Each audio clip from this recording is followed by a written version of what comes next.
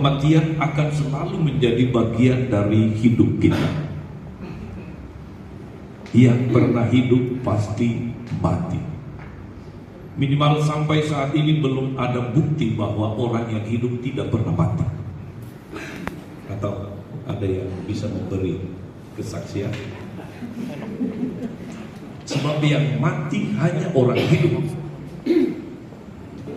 Karena itu tidak perlu takut akan kematian. Karena takut atau tidak tetap mati. Jadi tak ada gunanya takut. Beranilah hidup.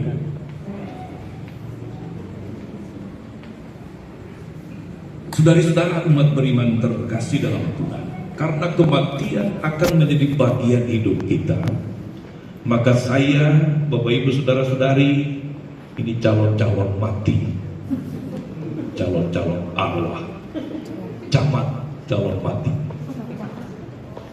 Tidak usah dilantik oleh bupati, wali kota, otomatis camat. Karena itu saudara-saudari, pertanyaan yang perlu kita renungkan justru adalah kalau kita ini begitu dekat dengan kematian, lalu apa arti sebenarnya hidup ini? Kita perjuangkan, kita rawat, kita beri makna supaya menjadi hidup yang berbuah. Kalau menurut Mazmur tadi yang dibaca dalam bacaan pertama, betapa hidup kita sangat singkat. Singkat sekali.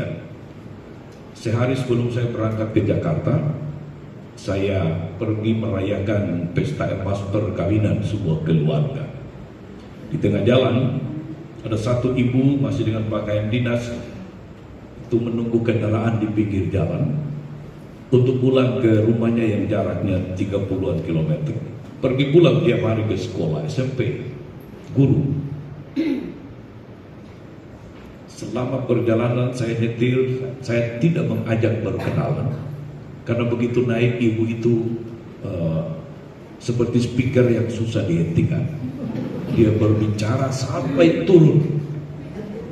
Tapi yang bagus adalah apa yang dia ceritakan. Meski sampai turun saya tidak tahu siapa namanya. 30 km itu. Tetapi bercerita seperti kita ini adalah teman yang saling mengenal. Bercerita tentang orang tuanya, tentang suaminya, tentang anaknya. Dengan sangat ceria. Dan dia katakan, ayah saya baru meninggal beberapa bulan yang lalu dalam usia 104 tahun. Itu usia yang jarang-jarang terjadi sekarang. Betul Bapak Ibu? Kita ini tidak ada kepastian sampai 100 atau tidak. Benar ya? 70 saja sudah bagus begitu. Apalagi 100. Karena itu benar kata kitab suci. Umur kami 70 tahun. 80 jika kuat. Pertanyaannya di antara Bapak Ibu yang hadir ini, siapa yang usia sudah di atas 80? Ada di atas 80? Lihat, kelihatannya kita muda semua ya.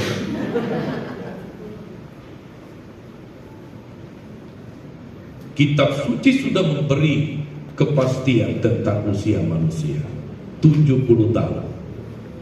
Jika kuat 80. Maka kalau Bapak Ibu mencapai usia 80, bersyukurlah.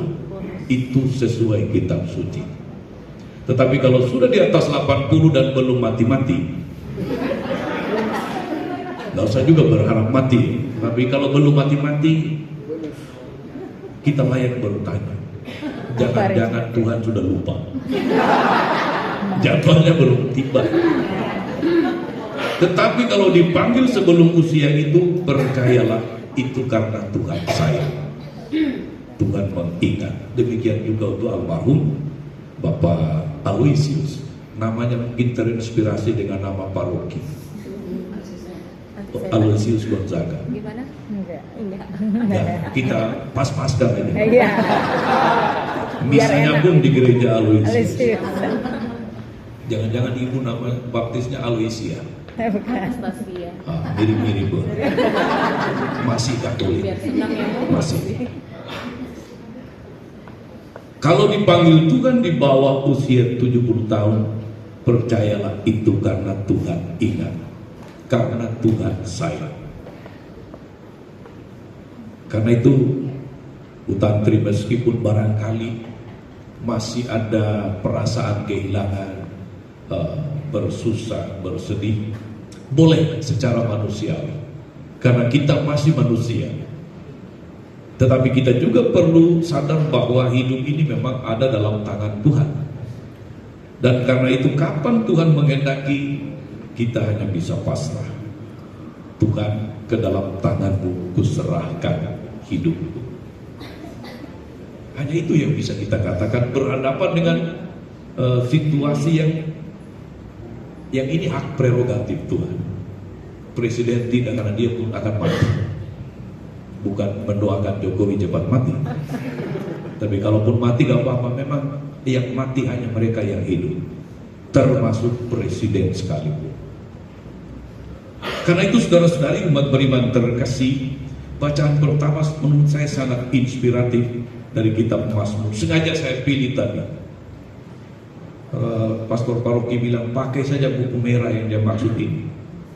Ada bacaan di dalam. Pesannya sangat terpakai saja buku merah. Saya bilang buku merah yang mana ya? Bacaannya apa? Lalu saya siapkan bacaan yang berbeda. Karena buku merah saya cari-cari baru ketemu ketika mau bisa. Jadi saya pakai buku hitam. Bapak Ibu saudara-saudari umat beriman terkasih dalam Tuhan. Tuhan, Engkau tempat perteduhan kami turun-temurun. Ini ungkapan iman dari penulis Mazmur. Sebelum gunung-gunung dilahirkan dan bumi dan dunia diperanakan, bahkan dari selama-lamanya sampai selama-lamanya Engkaulah Allah. Engkau mengembalikan manusia kepada debu dan berkata, kembalilah hai anak-anak manusia. Sebab di matamu 1000 tahun sama seperti hari kemarin apabila berlalu, atau seperti suatu giliran jaga di waktu malam. Sungguh kami habis lenyap karena murka-Mu, dan karena kehangatan amarah-Mu kami terkejut. Engkau menaruh kesalahan-kesalahan kami di hadapan-Mu, dan dosa kami yang tersembunyi dalam cahaya wajah-Mu. Sungguh segala hari kami berlalu karena gemas-Mu. Ternyata Tuhan pun bisa gemas.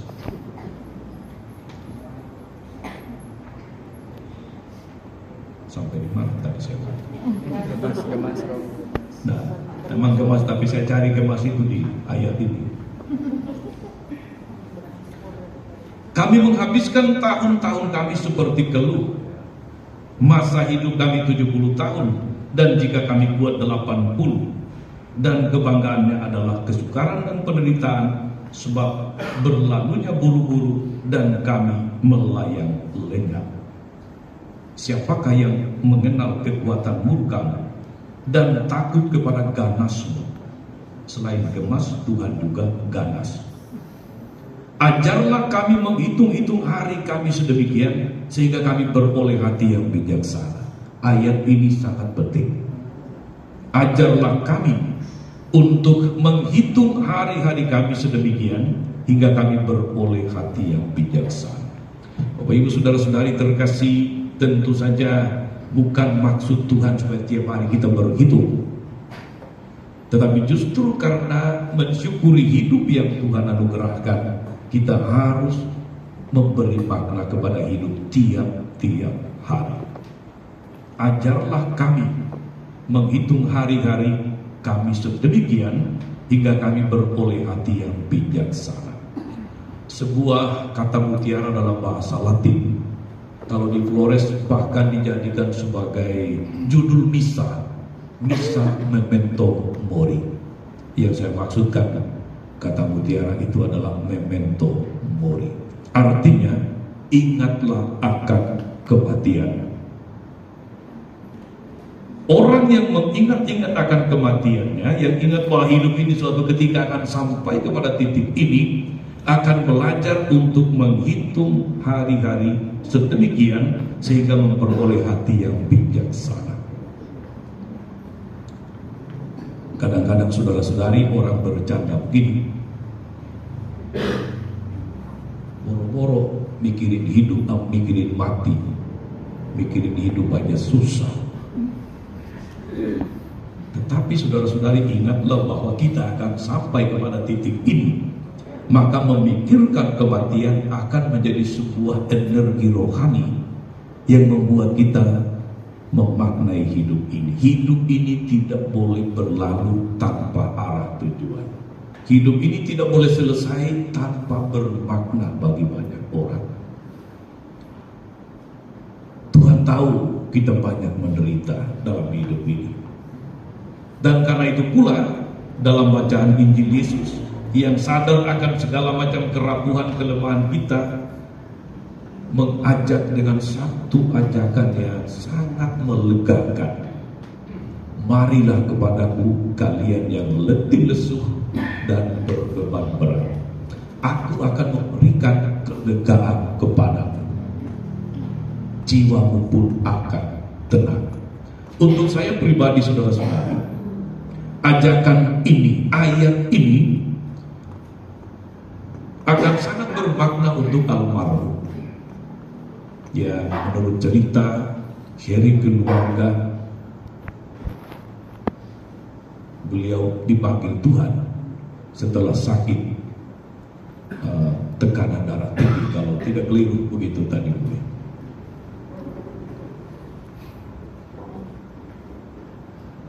Dan yang namanya orang sakit, apalagi bertahun-tahun lamanya, selalu itu menjadi masalah tersendiri bagi dia dan bagi keluarga yang menemani. Itu beban. Itu bisa kita anggap sebagai salib. Itu bisa kita anggap sebagai pergumulan. Sehingga kadang-kadang ada orang yang tidak tahan lagi lalu mengatakan, Tuhan, cukup sampai di sini. Tuhan, panggil secepatnya. Tuhan, jangan membuat saya merasakan yang lebih dari ini. Bila Kau mau, cukup sampai di sini. Bahkan ada orang-orang menurut pengalaman dan kisah-kisah yang kita tahu di sekitar kita, karena begitu berat menanggung beban, lalu mengambil keputusan-keputusan yang fatal, bunuh diri. Tidak ada orang yang bunuh diri dengan happy. Karena gak ada ketawa-ketawa bunuh diri atau tidak. Selalu karena orang tidak lagi mampu menanggung pergumulan yang berat. Tidak ada tempat untuk berbagi, atau mungkin tidak ada yang peduli. Karena itu penting sekali Bapak Ibu, untuk kita, sekuat apapun kita, miliki tempat atau teman, sahabat di mana kita berbagi. Beban yang dibagikan akan cenderung ringan, tetapi kebahagiaan yang dibagikan cenderung membesar. Ilmu psikologinya begitu. Saya tidak pernah belajar psikologi, tapi baca-baca sedikit. Demikian juga Pak Tantri. Barangkali kepulangan almarhum Aloysius Hendra, betul ya? Bisa menjadi beban bagi istri, bisa menjadi beban bagi anak-anak, pergumulan. Tapi miliki waktu untuk berbagi bersama tentang dia, tentang hidupnya, tentang kesaksiannya yang bermakna untuk banyak orang. Itu akan memberi kita hiburan rohani, memberi sukacita rohani daripada perasaan kehilangan yang seakan-akan tanpa akhir. Punyailah teman-teman di mana kita bisa berbagi beban, supaya kita merasa bahwa kita tidak berjalan sendiri. Dan tentu tempat yang paling aman untuk bercerita, yang paling aman untuk menyampaikan segala macam pergumulan itu adalah Tuhan sendiri. Sebab Tuhan tidak mungkin cerita kepada orang lain. Sebab Tuhan bukan Dia yang punya bakat bergosip. Gosip makin digosok makin sip. Tuhan tidak punya bakat ini. Yang Dia punya adalah marilah kepadaku kalian yang letih lesu dan berbeban berat. Ajakan ini semoga menjadi ajakan pribadi untuk almarhum, tapi juga menjadi ajakan untuk Bu Tantri, anak-anak. Marilah kepadaku kalian yang letih lesu dan berbeban berat, aku akan memberikan kelegaan kepadamu, dan jiwamu pun akan tenang. Almarhum tenang, ibu, anak-anak, keluarga juga tenang. Ikhlaskan, tidak ada cara lain. Tidak ada orang yang karena protes kepada Tuhan menangis tiap hari lalu kemudian hidup lagi.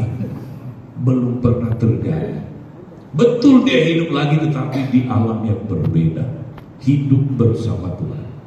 Karena itu saudara-saudari, kita sangat bersyukur punya iman kepada Tuhan, asal dan tujuan hidup kita. Mohon maaf saya sudah berapa lama berkorban. Masih boleh tambah. Syukur pada Allah. Belum jam 12 malam. Kalau di Sumba sudah jam 11, di sini lebih lambat 1 jam. Jadi mata saya masih terang. Artinya masih bisa ngomong banyak. Ingat Bapak Ibu, ini hanya 40 hari sekali misalnya. Ya.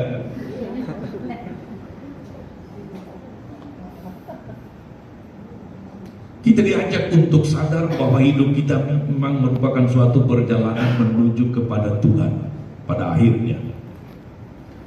Karena itu segala macam ikatan-ikatan yang bersifat duniawi, manusiawi tidak akan bertahan di hadapan Tuhan. Hidup adalah perjalanan. Tugas kita memastikan hidup ini ada maknanya, berbuah. Dalam bahasa Jawa, kalau hidup itu adalah perjalanan atau ziarah, ziarah itu seringkali diberi kepanjangan siji sing diarah, ziarah. Sering ziarah? Saya yakin jarang. Ziarah iya. Sekarang aneh manusia ini ya. Ini ziarah atau rekreasi gitu. Tapi seringkali digabung, yang rohani dan jasmani jalan bersama. Kadang rohaninya kurang, yang jasmani lebih banyak waktunya. Benar gak? Maka kalau saya bertanya, pernah ziarah? Pernah, tetapi ya itu ada plusnya, rekreasi. Ziarah, siji sing diarah, satu yang dituju. Nah, kalau hidup adalah ziarah dan satu yang dituju, satu-satunya tujuan akhir kita adalah Tuhan. Di sana nanti bersama almarhum kita akan bersatu menurut penghayatan iman kita. Bersatu dalam satu hidup yang tidak punya akhir lagi, hidup yang abadi. Kalau di dunia 70 tahun atau 80 jika kuat, di sana tidak ada kalendernya lagi. Tidak ada batasan, tidak ada lagi misa 40 hari di sana. Tidak ada perayaan ulang tahun karena kalender tidak ada lagi. Hidup menjadi abadi bersama dengan Tuhan. Karena itu benar orang katakan bahwa dalam Tuhan tidak ada mati. Dalam Tuhan hanya ada hidup. Dan kepercayaan demikianlah yang kita juga ingin ungkapkan malam hari ini. 40 hari kepulangan almarhum. Kita merayakan 40 hari karena dalam Tuhan hanya ada hidup. Bukan karena kita ragu, ini orang sudah masuk surga apa belum. Tetapi merupakan suatu ungkapan iman bahwa dalam Tuhan hanya ada hidup. 40 itu angka yang untuk manusia, bukan untuk Tuhan. Untuk mengenang dia. Ternyata 40 hari sudah tidak ada di antara kita di dunia. Tapi dia sudah masuk dalam suatu hidup yang tidak mengenal awal dan akhir. Itulah sebuah hiburan iman untuk ibu dan anak-anak, untuk keluarga. Jangan lupa untuk selalu datang kepada Tuhan. Dia yang memberikan kelegaan, dia yang kepadanya jiwa kita menjadi tenang. Tuhan Yesus memberkati almarhum, memberkati anaknya, Benediktus Patrick Hedi Wicaksono yang dipanggil lebih dulu 16 bulan lalu, memberkati juga ibu dan anak-anak yang masih bersiarah, dan kita semua yang juga adalah bersiarah di tengah dunia.